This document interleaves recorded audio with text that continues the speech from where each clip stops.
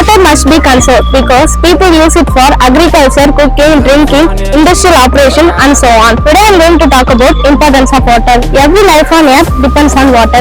Water is necessary for the survival of all animals and plants. Water is an integral component of all living organisms.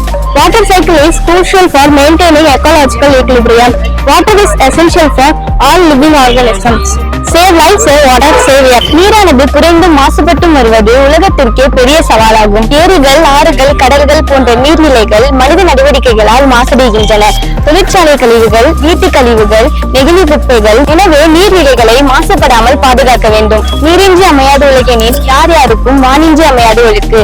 இந்த குறளில் வள்ளுவர் நீர் இல்லாமல் உலக வாழ்க்கை நடைபெறாது என்கிறார். இந்த பூமியின் ஆதாரமே நீர்தான்.